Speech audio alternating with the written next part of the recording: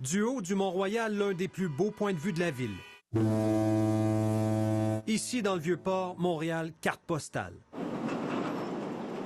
Le visage de la métropole change au quotidien. Le journaliste Hugo Jonca du bureau d'enquête surveille attentivement sur une base régulière les transactions immobilières. C'était en juin 2016, en plein boom des condos dans Griffintown. Il y a une transaction un jour qui attire mon attention, c'est celle d'Ibrahim Hissène Bourma.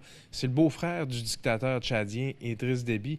Lui, tout d'un coup, il achète plus de 3 millions de dollars de condos d'un coup. Une année complète d'enquête journalistique menée par Hugo Jonca et ses collègues pour apprendre que des dizaines de propriétés, particulièrement ici à Montréal, sont entre les mains des politiciens, des hauts gradés et des hommes d'affaires proches des régimes les plus corrompus d'Afrique. Ils investissent depuis des années dans l'immobilier québécois, presque toujours sans prendre d'hypothèque, ce qui ne semble pas avoir éveillé la curiosité des autorités.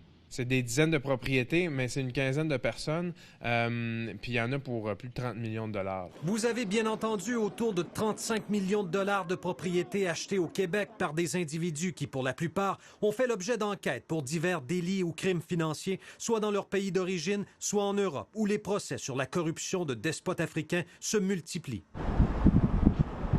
On vous amène à l'île des Sœurs. Rue O'Reilly, un condominium d'1,6 million de dollars détenu par Rachida Kaba. Son mari, Tite Kaba, est soupçonné d'avoir produit un faux titre foncier au Congo-Brazzaville au bénéfice d'un proche du dictateur Denis Sassou Nguesso. Le couple Kaba a transigé pour près de 4,5 millions de dollars en propriété depuis 2008 à Montréal et dans les Laurentides, mettant la main notamment sur cette somptueuse demeure de plus d'1 million de dollars à Piémont. D'autres exemples des recherches approfondies du bureau d'enquête. À Gatineau, 2 immeubles d'appartements détenus par Jean-Jacques Bouya, un ministre congolais au cœur des pires systèmes de corruption d'Afrique. Il est parvenu à dépenser près d'1,5 million de dollars dans le secteur Elmer. Que l'amour de Dieu. Wilfrid Nguesso, fils de dictateur. Il est propriétaire de cette maison d'1,4 million dans Ville-Mont-Royal. La France vient de l'arrêter pour blanchiment de détournement de fonds publics.